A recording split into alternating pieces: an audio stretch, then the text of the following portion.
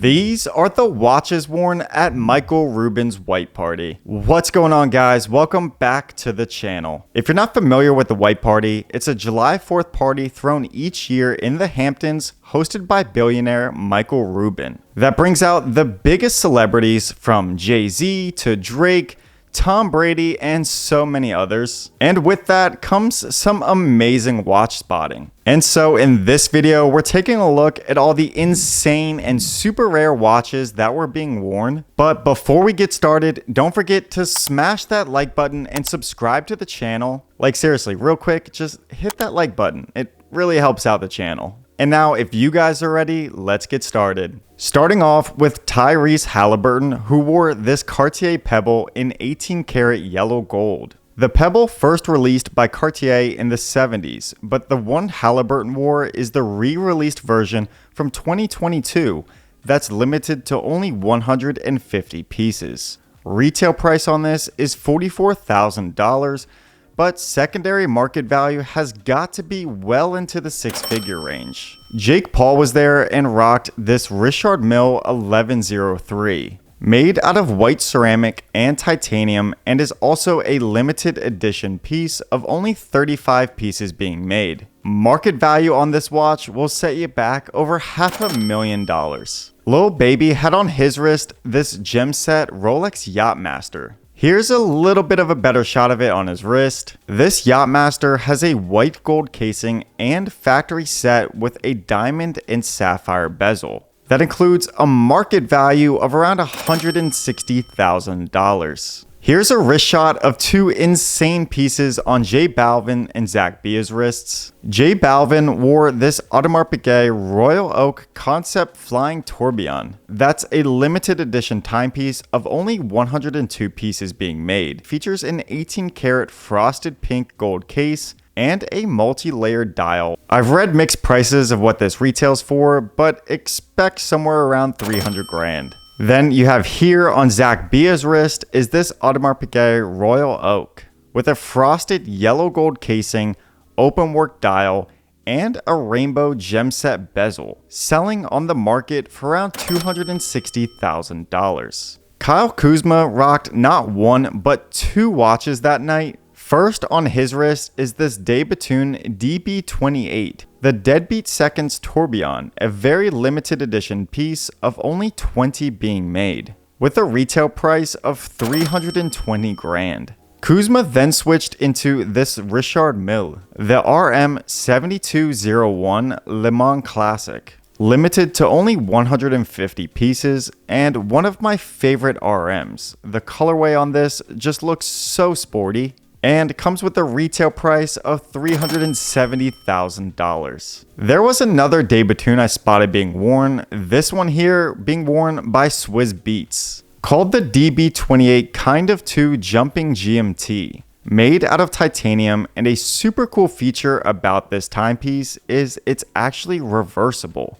You can either keep it pretty classy and simple looking on one side, or flip it over to flex the insane skeletonized dial on the other, all for a retail price of $220,000. Now, I was not expecting to see this insane piece being worn by Odell Beckham Jr. OBJ had on his wrist this platinum Patek Philippe Nautilus that features a baguette ruby bezel and hour markers, limited to only 5 pieces in the world, with a market value of around $750,000. Tom Brady was there and flexed his piece unique from AP, this Royal Oak Flying Tourbillon that's made out of platinum and features a baguette diamond bezel, as well as spells out his name on the dial in baguette diamonds. And you'll also notice at the 11 o'clock position is the number 7 to represent how many Super Bowls he's won. If I had to guess what he paid for this one-of-one piece unique, I'd say probably around $400,000. Market value on this is probably astronomical, but don't expect this watch to ever come to market. Now, this one here is definitely my taste, I would say, in a Royal Oak. Corey Gamble was there and rocked this AP Royal Oak Jumbo Extra Thin, somewhat of a newer release piece by Audemars Piguet from 2023. It's made out of yellow gold with an open work dial and a market value of around $230,000. In Mr. Wonderful fashion, Kevin O'Leary wore not just one, but two watches. On one wrist, he had on this yellow gold puzzle dial Rolex Day-Date. At first, I hated this watch, but honestly, the design has grown on me over time, and what's crazy is this piece retails for around 75 grand, but now is selling on the market for around $300,000. On Kevin O'Leary's other wrist was this skeleton dial Cartier Crash. That's made out of platinum, and I have no idea how many of these were ever made, but I know it's a very limited edition piece. Price isn't available, but prepare to definitely drop six figures for this. Jay-Z now has built a reputation of one of the greatest watch collectors, so of course he wore the rarest and most expensive watch of the evening,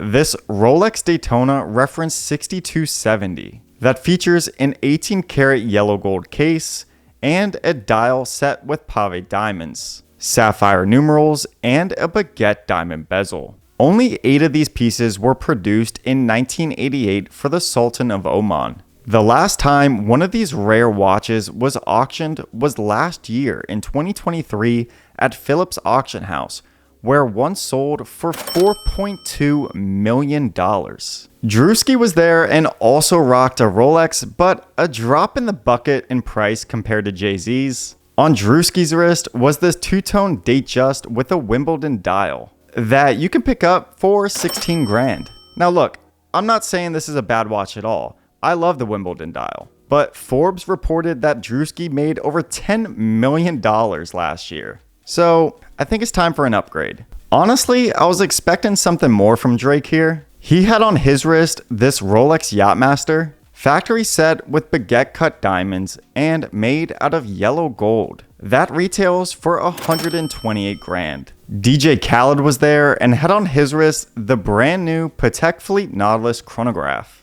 It's made out of white gold and is paired with a denim strap, selling on the market for $220,000. Meek Mill was also there and wore a Patek Philippe Nautilus chronograph as well, but his was in rose gold. That sell for around 150 grand. This Richard Mille is so on theme for July 4th. This is the RM6702 Alexi Pinteralt edition that was made in collaboration with the Alpine skier. That weighs only 32 grams and has a market value of around $330,000. And Aiden Ross may have worn the flashiest piece of the night, this factory diamond set Audemars Piguet Royal Oak Perpetual Calendar, made out of white gold, featuring an open work dial and is covered in 994 diamonds, totaling almost 10 carats worth. That sells on the market for $680,000. Out of these, if I had my choice, I gotta go with Jay-Z's Rolex Daytona here.